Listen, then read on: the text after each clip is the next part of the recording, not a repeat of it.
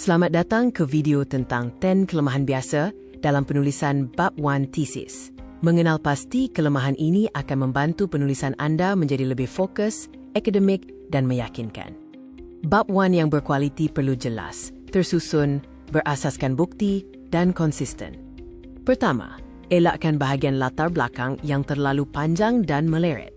Pengenalan sepatutnya membawa pembaca terus kepada ISU kajian.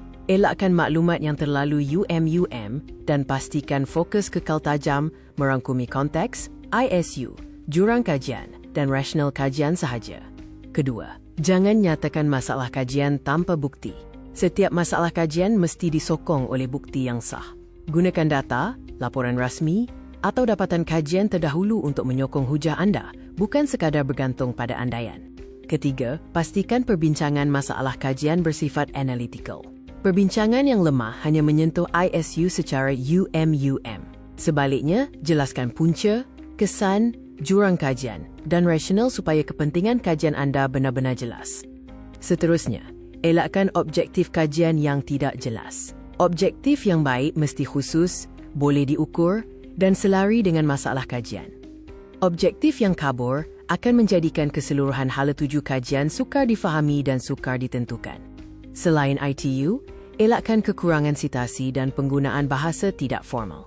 Tesis perlu ditulis secara formal dan akademik. Sentiasa sertakan sumber yang sah bagi fakta yang digunakan dan elakkan nada perbualan atau bahasa pasar supaya kredibiliti akademik kekal tinggi. Keenam, beri perhatian kepada istilah yang kabur dalam objektif kajian. Perkataan seperti menilai atau mengkaji perlu ditakrifkan dengan jelas. Gunakan bahasa yang tepat, operasional dan konsisten supaya pembaca dapat memahami fokus kajian dengan betul. Ketujuh, elakkan mencampurkan objektif kuantitatif dan kualitatif secara tidak sesuai. Objektif perlu konsisten dengan pendekatan dan reka bentuk kajian yang dipilih. Jika kedua-duanya perlu digabungkan, pastikan setiap objektif dipisahkan dan dikaitkan dengan metodologi yang tepat. Kelapan, semak keselarasan antara objektif dan hipotesis kajian.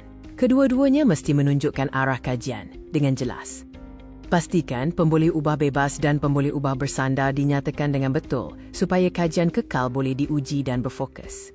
Akhir sekali, pastikan kerangka, skop, batasan dan sumbangan kajian ditakrifkan dengan jelas. Jika perkara ini kabur, asas teori dan nilai tambah kajian akan menjadi tidak jelas. Bentangkan semua elemen ini secara telus supaya kajian anda lebih meyakinkan.